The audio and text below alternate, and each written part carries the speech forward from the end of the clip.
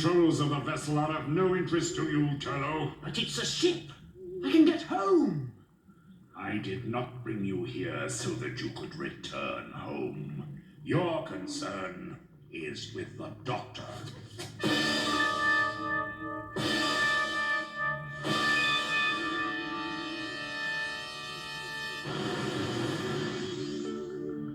You will obey me in all things.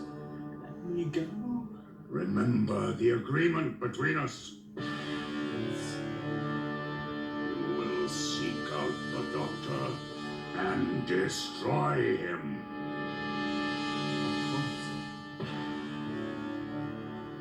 I will seek out the Doctor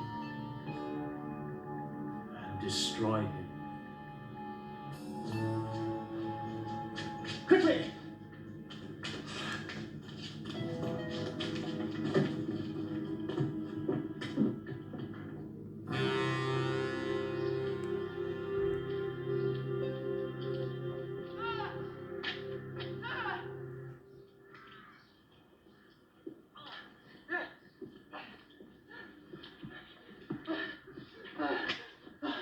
It's Turner, sir.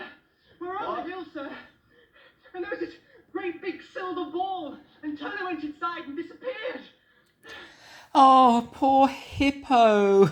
Turlo went inside and disappeared. Goodness, what a shock for dear Hippo. Ah, wow, Mawdryn Undead. Yes, by Peter Grimwade. This introduces the character of Turlo, who was to become the next companion, presumably a replacement for Adric. I'm assuming the production team, JNT, wanted another male companion. An interesting take with the companion trying to kill the Doctor. I think Mark Strickson himself always thought that was probably going to be a no-win situation because there was only so far you could go with that. But it's certainly something different, an interesting premise for a companion. We saw there Nicholas Courtney, the welcome return of Gordon Lethbridge-Stewart, who hadn't been seen since Terror of the Zygons. I've always found it really interesting how there are two versions of Lethbridge-Stewart in this one from different time zones, but the Lethbridge-Stewart we saw there, the older version, was presumably the Nicholas Courtney from that particular day. But when the other Lethbridge-Stewart comes in, it must be the makeup or something, because he looks just a spitting image of his sort of John Pertwee incarnation, if you like.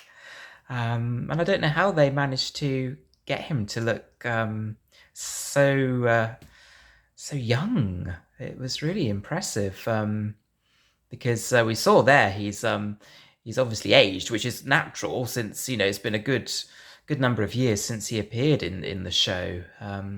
But hats off to the makeup artists.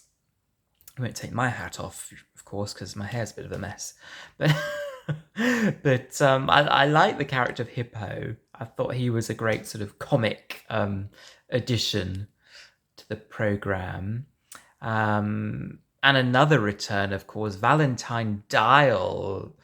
You will obey me in all things. I mean, what a voice. I can't even come close to it. Incredible. Again, I hadn't seen him since the infamous "Doctor, you will die for this" cameo in Legopolis. But yeah, nice to have the Guardian return. Lovely location filming in that sort of school boarding grounds there, wasn't it? Lovely lush green vegetation. Very nice indeed.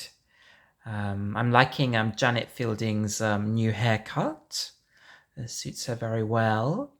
I believe the actor who played Mawdryn, again, I'm probably not going to be able to get the name, but he had appeared in a couple of others, I think notably The Robots of Death, where he played Chief Mover Pool in that one. But yes, it's a really interesting story, this one. Lots to offer.